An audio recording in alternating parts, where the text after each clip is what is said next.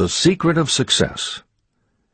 In every chapter of this book, mention is made of the money-making secret that has made fortunes for the exceedingly wealthy men whom I have carefully analyzed over a long period of years.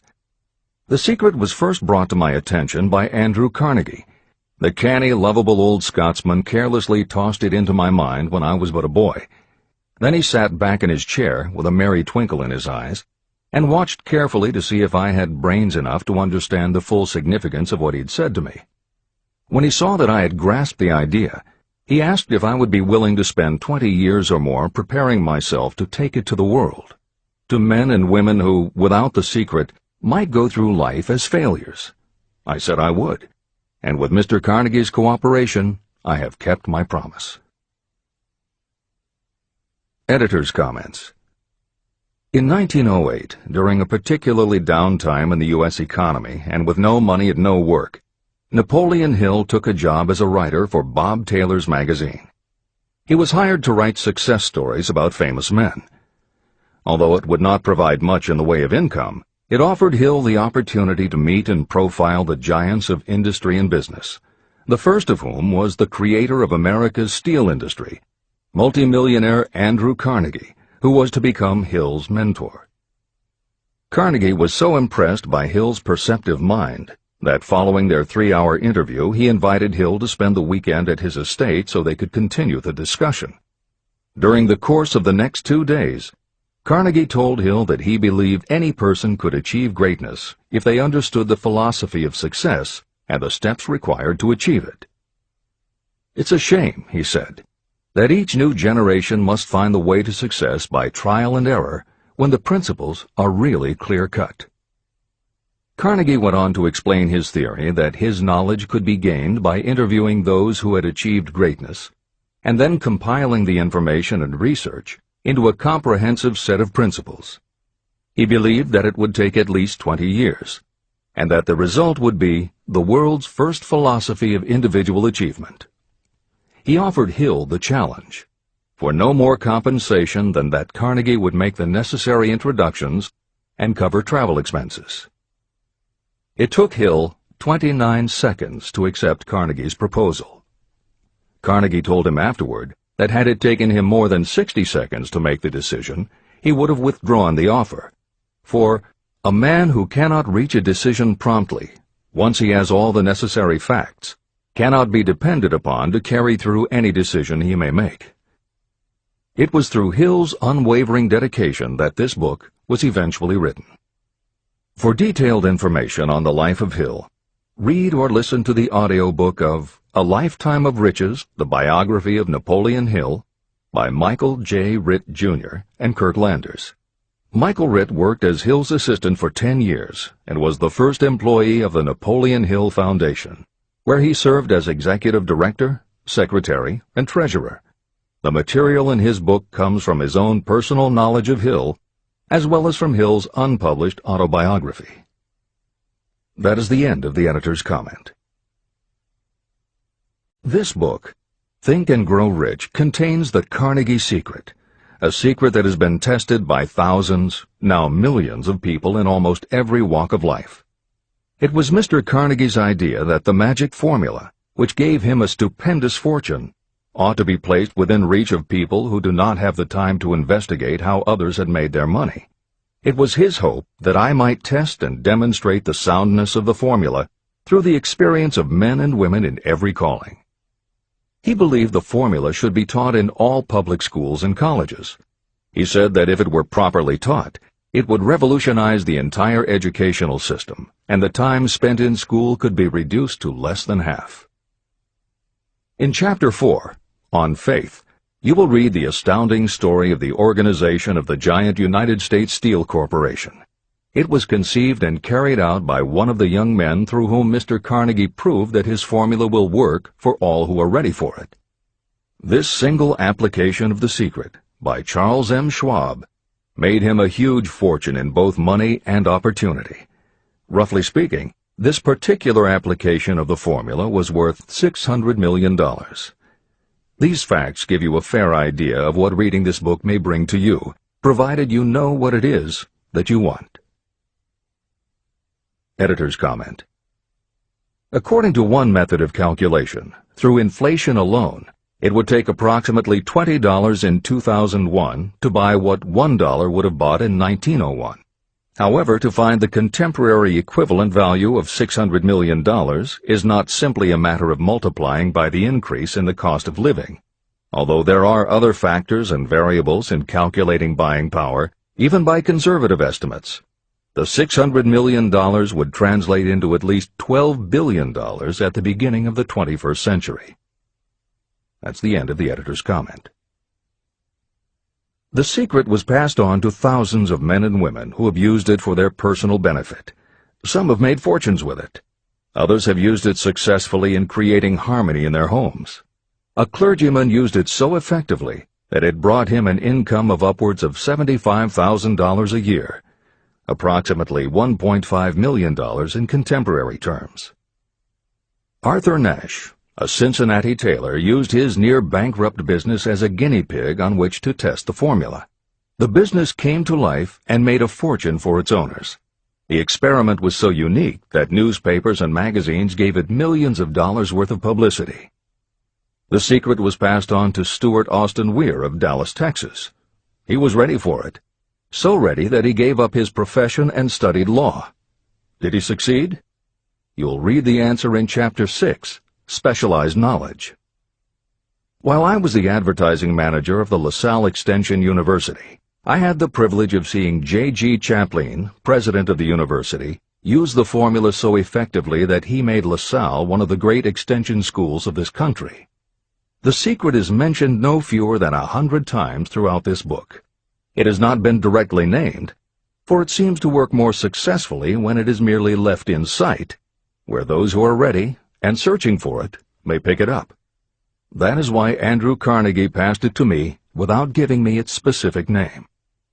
If you are ready to put it to use, you will recognize this secret at least once in every chapter, but you will not find an explanation of how you will know if you are ready. That would deprive you of much of the benefit you will receive when you make the discovery in your own way.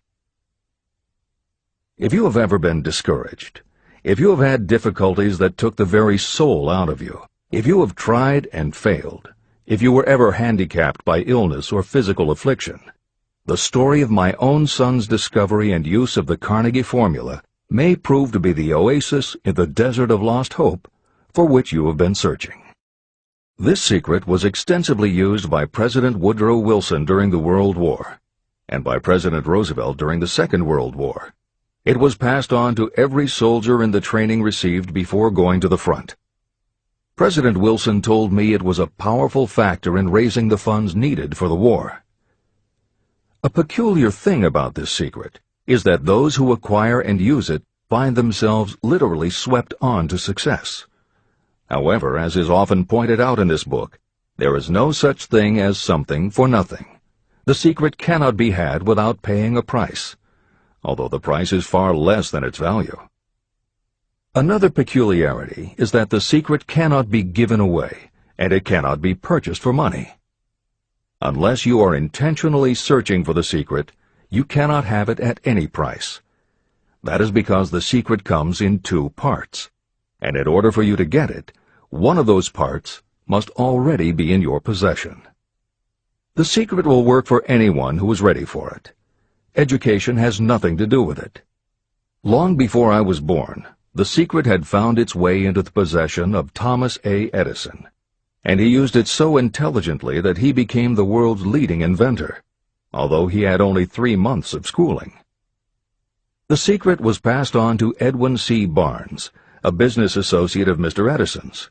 He used it so effectively that he accumulated a great fortune and retired from active business while still a young man. You will find his story at the beginning of the next chapter. It should convince you that riches are not beyond your reach, and that no matter where you are in life, you can still be what you wish to be. Money, fame, recognition, and happiness can be had by you if you are ready and determined to have these blessings. How do I know these things? You should have the answer before you finish this book. You may find it in the very first chapter, or on the last page. While I was doing the research that I had undertaken at Andrew Carnegie's request, I analyzed hundreds of well-known men. Many of them attributed the accumulation of their vast fortunes to the Carnegie secret. Among these men were Henry Ford. Founder of the Ford Automobile Company, Ford started with no money and little education, yet became one of the most successful self-made businessmen in American history. William Wrigley, Jr., a traveling salesman who found that his customers liked the chewing gum he gave away as a premium better than the goods he sold, so he started his own company. John Wanamaker. Known as the Merchant Prince, he created the world's first department store and was hailed for his innovations in marketing, customer service, and employee benefits. James J. Hill. Known as the Empire Builder, he built the transcontinental Great Northern Railway, encouraged homesteading in the West, then established shipping routes linking America to Asia. George S. Parker. A school teacher who grew tired of fixing his students' pens, he created a new design, founded the Parker Pen Company, and turned a simple idea into a fortune. E. M. Statler. The son of a poor pastor, he started as a bellboy and worked his way up until he was able to start his own chain of Statler hotels, famous for their luxury and service with a smile. Henry L. Doherty. Started at age 12 as an office boy for Columbia Gas, he went on to acquire 53 utilities companies and patented 140 innovations for natural gas and oil production.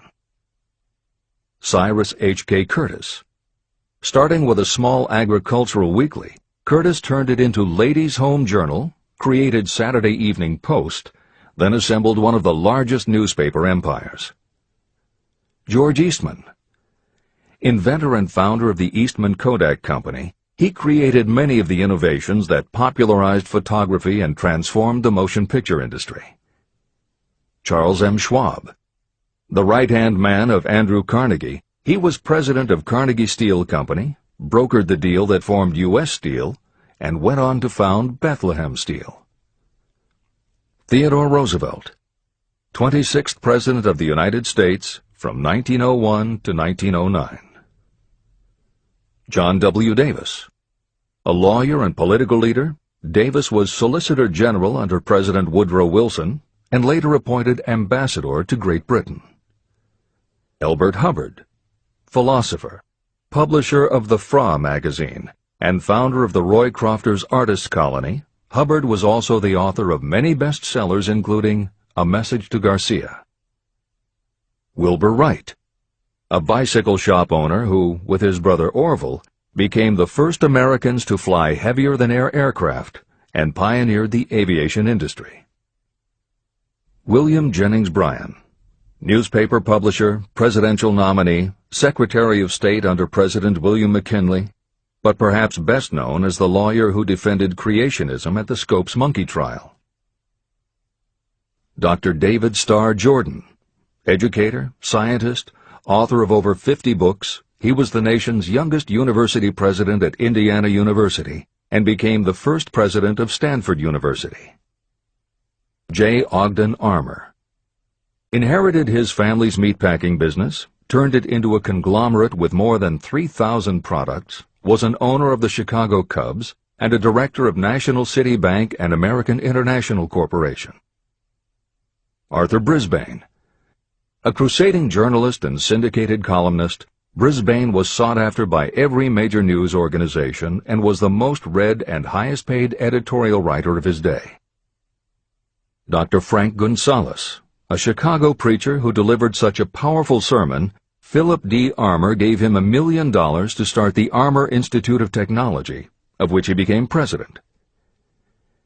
Daniel Willard.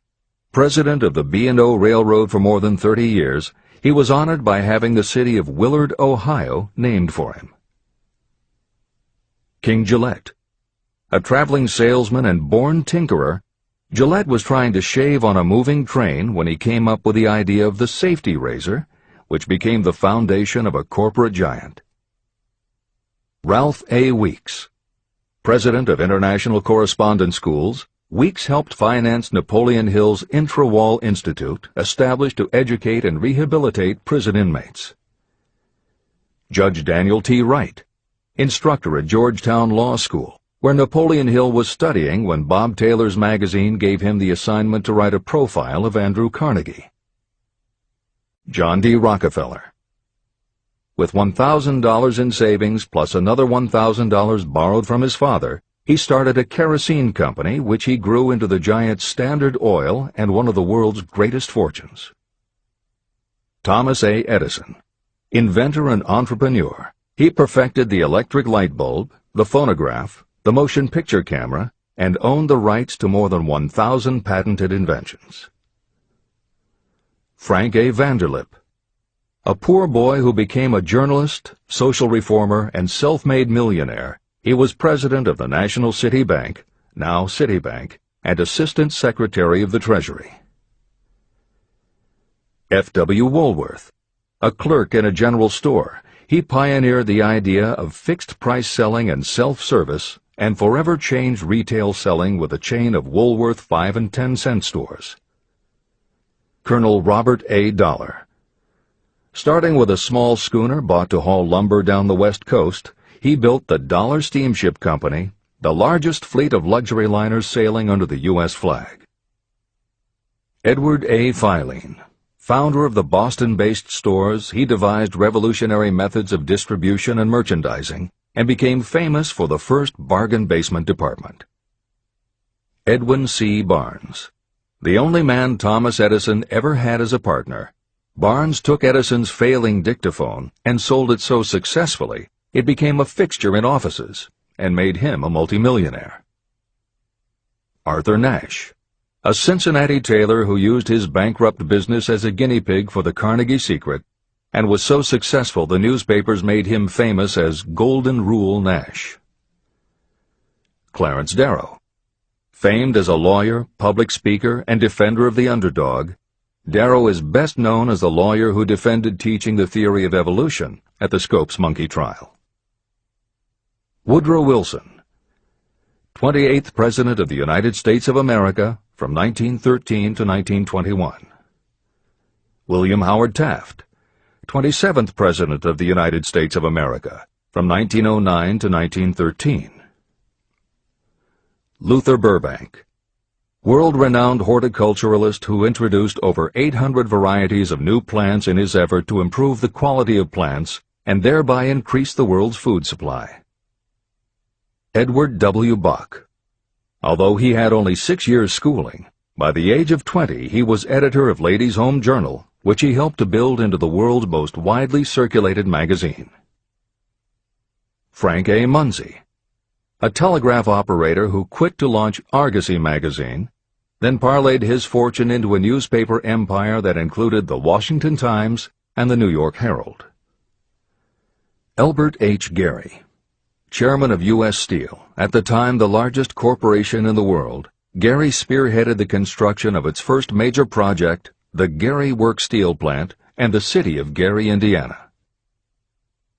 Dr. Alexander Graham Bell. Best known as the inventor of the telephone, Bell also perfected recording devices, advances in aircraft, and was a co-founder of the National Geographic Society. John H. Patterson. President of National Cash Register, Patterson was known as an advertising visionary and a genius at motivating his sales force, which made NCR the leader in its field. Julius Rosenwald. A small manufacturer who foresaw the future of mail order, he bought 25% of Sears Roebuck & Company, and together with Richard Sears built it into an icon of American business. Stuart Austin Weir. A construction engineer Hill met in the Texas oil fields who, inspired by the Carnegie Secret, went to law school after age 40 and also helped publish Napoleon Hill's magazine. Dr. Frank Crane.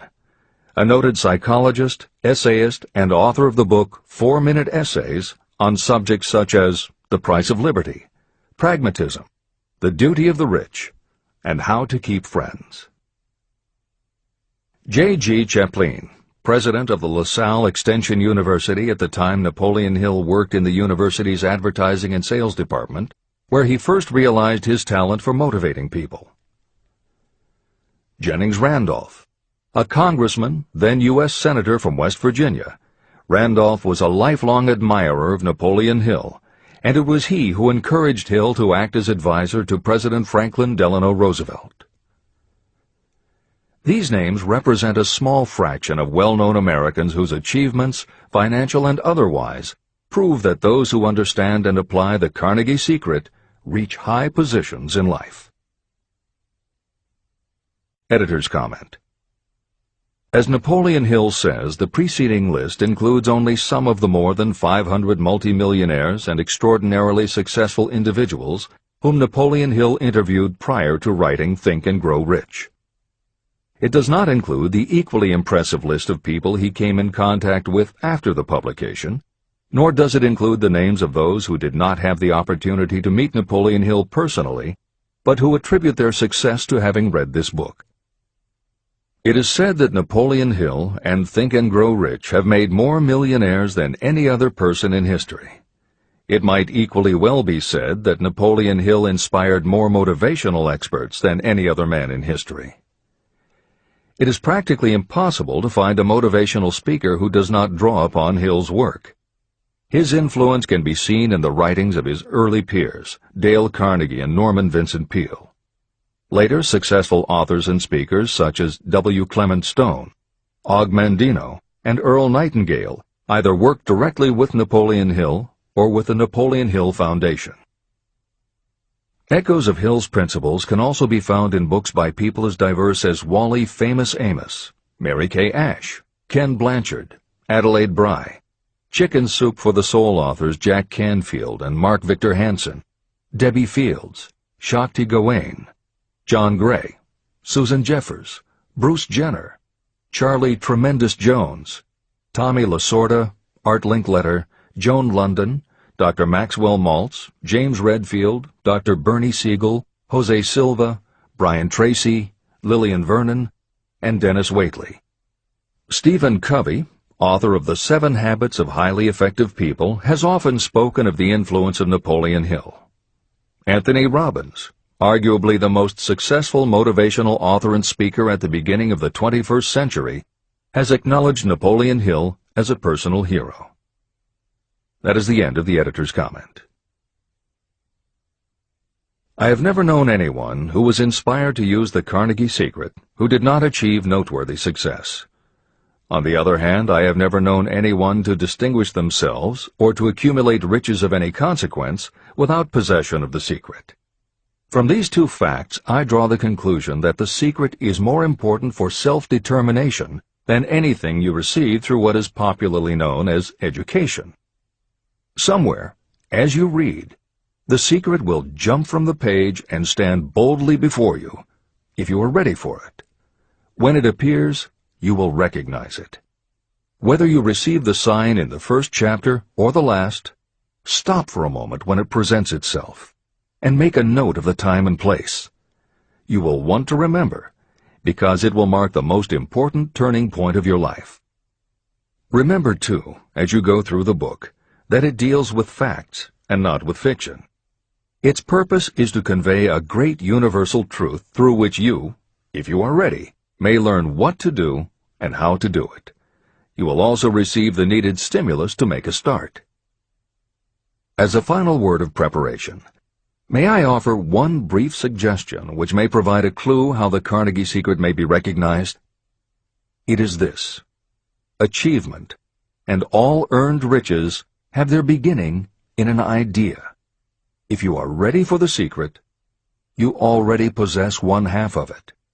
Therefore, you will recognize the other half the moment it reaches your mind. Editor's comment.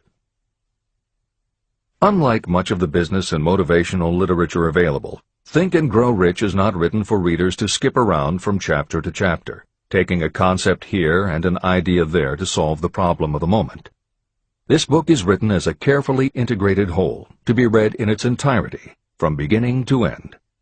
Concepts that are introduced in one chapter recur in other chapters where their meaning and significance rely upon the reader having already assimilated the earlier knowledge.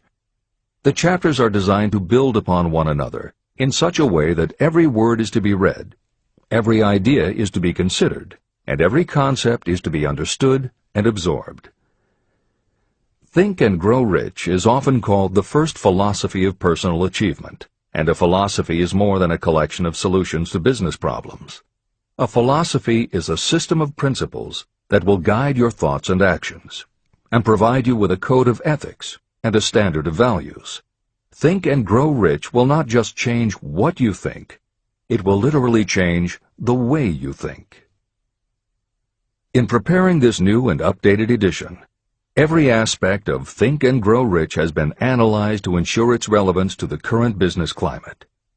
In those instances where material might be considered dated or out of step with contemporary practices, the original text has been updated or augmented with relevant new material. A hallmark of the original edition of Think and Grow Rich is that in every chapter Napoleon Hill cites real-life examples based on his own first-hand knowledge of America's most successful self-made multimillionaires. In this edition, every one of Hill's stories has been retained, and the editors have added contemporary examples and modern parallels which clearly demonstrate that Hill's principles are as up-to-date as today and still guiding those who succeed. In addition to contemporary examples, where the editors felt it would be of interest to the reader, we have included marginal notes that provide relevant information about recent developments. Where applicable, we have also suggested books or other materials that complement various aspects of Napoleon Hill's philosophy. On a more technical note, the editors have approached the written text as we would that of a living author. When we encountered what modern grammarians would consider run-on sentences, outdated punctuation, or other matters of form, we opted for contemporary usage. Those readers familiar with earlier editions will note that the chapter numbers have been changed in this edition. Originally, Think and Grow Rich began with an unnumbered chapter, a word from the author. In this edition, that text appears as Chapter 1 and is renamed The Secret of Success. The chapters that follow are renumbered sequentially and proceed in their original order. The chapter that was previously titled The Mystery of Sex Transmutation has been retitled Sexuality, Charisma and Creativity, and the text has been restructured and annotated to reflect the role of women in contemporary society. All editorial commentary is clearly set off in a font and style that is different from the original text. This is the end of the editor's comments.